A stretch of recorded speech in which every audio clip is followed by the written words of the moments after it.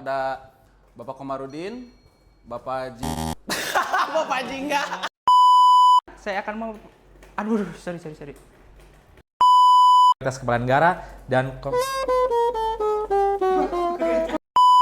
Mereka memahami bahwa tidak ada perlakuan khusus berdasarkan kekerabatan.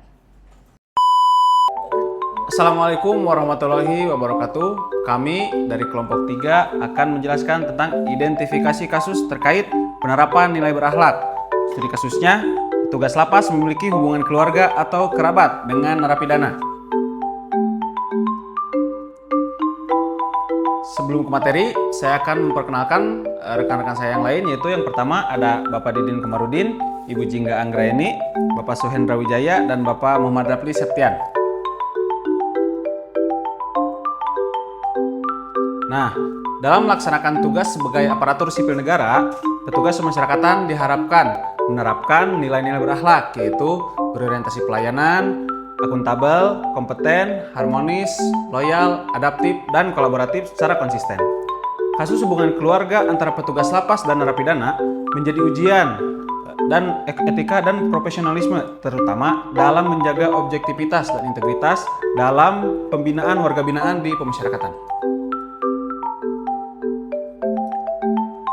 Nah, studi kasus ini dilatar belakangi lembaga pemasyarakatan memiliki fungsi menjalankan pembinaan dan pengawasan narapidana agar menjadi warga yang bertanggung jawab dan tidak berulang melakukan tindak pidana. Nah, dalam konteks ini, hubungan keluarga atau kerabat antara petugas dan narapidana dapat mengganggu prinsip keadilan, netralitas, dan akuntabilitas, terutama jika terjadi perlakuan khusus atau akses yang tidak seharusnya. Nilai berakhlak menuntut ASN untuk tetap profesional meskipun ada kedekatan personal, di mana setiap keputusan harus berlandaskan aturan, bukan pertimbangan emosional atau kepentingan pribadi. Oleh karena itu, kasus ini perlu dianalisis sebagai contoh pelanggaran atau potensi benturan kepentingan dalam penerapan nilai-nilai dasar ASN.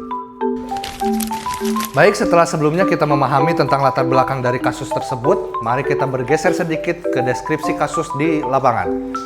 Di sebuah lapas, diketemukan seorang petugas penjagaan memiliki hubungan kekeluargaan dengan warga binaan yang ada di dalam.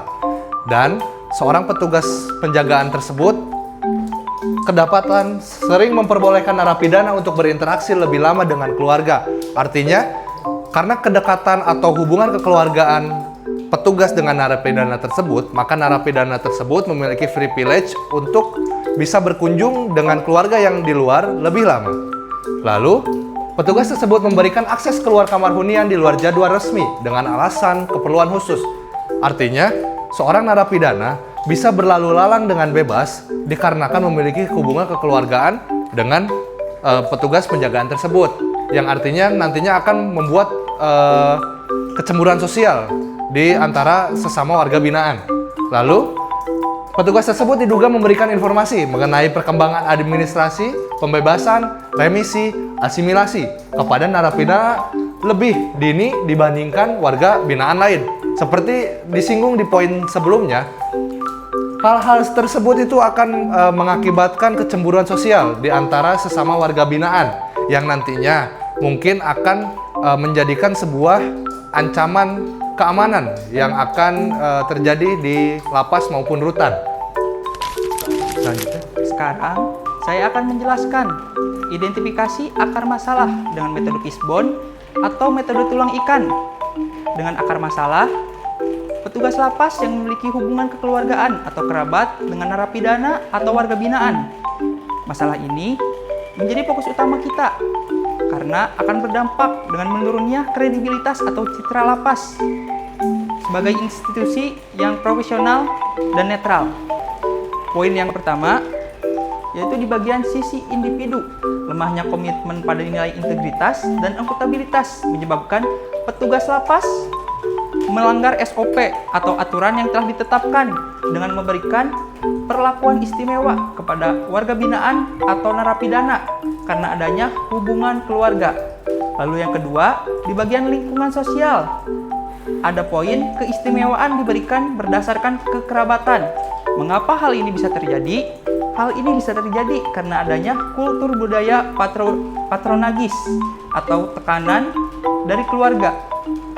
Lalu, poin ketiga ada sistem dan prosedur, yaitu kurangnya pedoman teknis tentang konflik kepentingan dalam pelayanan pemasyarakatan dan tidak adanya sistem pengungkapan hubungan keluarga saat penugasan. Dan poin terakhir ada organisasi, regulasi pembatasan hubungan keluarga antara petugas dan WBP tidak tegas atau tidak jelas. Dan mekanisme pengawasan dan pengendalian yang lemah, misalnya sistem rotasi tugas, pelaporan, atau audit. Dari semua faktor yang kami jelaskan, faktor individu adalah faktor yang harus segera kami tangani. Setelah kita mendapat penjelasan dari analis Fishbone, penyebab utama dari pelanggaran nilai berakhlak dalam kasus ini adalah yang pertama, konflik kepentingan. Hubungan keluarga yang mengganggu objektivitas dan akuntabilitas petugas. Yang kedua, lemahnya mekanisme pengawasan internal, sehingga pelanggaran tidak segera terdeteksi. Yang ketiga adalah kurangnya pemahaman dan komitmen petugas terhadap nilai berakhlak, terutama pada aspek akuntabilitas, loyalitas kepada negara, dan kompetensi profesional. Dampak yang ditimbulkan dari kasus ini dapat kita lihat. Yang pertama, dampak terhadap narapidana dan lapas. Rasa tidak adil di kalangan narapidana lain yang dapat menimbulkan friksi dan konflik di lingkungan hunian. Selanjutnya, mengganggu proses pembinaan yang seharusnya berbasis keadilan dan konsistensi aturan.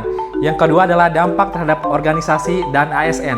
Yang pertama, menurunkan kredibilitas dan citra lapas sehingga institusi yang profesional dan netral. Selanjutnya adalah potensi pelanggaran disiplin dan kode etik ASN yang dapat merusak karir petugas bersangkutan. Yang terakhir adalah dampak terhadap nilai berakhlak. Menggerus kepercayaan publik terhadap penerapan nilai berakhlak oleh ASN di lapas, menunjukkan kesenjangan antara deklarasi nilai dan praktek di lapangan. Selanjutnya adalah alternatif solusi. Yang pertama, kebijakan dan administrasi mengatur larangan penugasan petugas yang memiliki hubungan kekerabatan dekat dengan warga binaan. Contohnya ayah, ibu, suami, istri, dan anak. Mewajibkan petugas melaporkan hubungan kekerabatan dengan warga binaan dengan secara berkala, sehingga apabila terjadi sesuatu, ada kemungkinan bisa dimutasikan saja. Yang kedua, penguatan pengawasan dan sanksi. Membentuk sistem pengawasan internal, tim pengawasan, rotasi tugas, inspeksi mendadak untuk memantau perlakuan terhadap narapidana. Selanjutnya, menegakkan sanksi disiplin yang tegas bagi petugas yang terbukti memberikan perlakuan istimewa berdasarkan kekerabatan. Yang ketiga, pembinaan nilai berakhlak, meningkatkan pelatihan etika ASN melalui nilai-nilai berakhlak, menjadikan nilai orientasi pelayanan, akuntabel, kompeten, harmonis, loyal, adaptif, dan kolaboratif sebagai acuan penilaian kinerja petugas.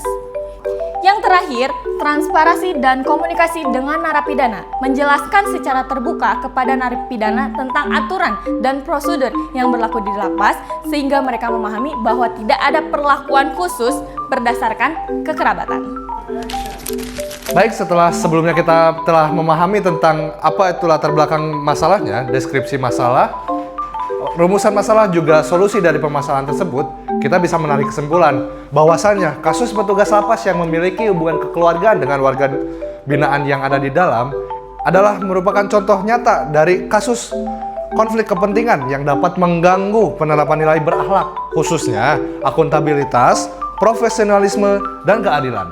Tanpa kebijakan yang jelas, mekanisme pengawasan yang kuat, dan pembinaan nilai yang berkelanjutan, peluang pelanggaran etika akan terus muncul. Oleh karena itu, diperlukan langkah sistematik di tingkat kebijakan, manajemen, dan individu agar lapas dapat menjadi instansi yang benar-benar menerapkan nilai-nilai dasar ASN secara konsisten. Terima kasih untuk mentor maupun tutor yang telah menyimak presentasi dari kelompok kami. Saya tutup. Wassalamualaikum warahmatullahi wabarakatuh.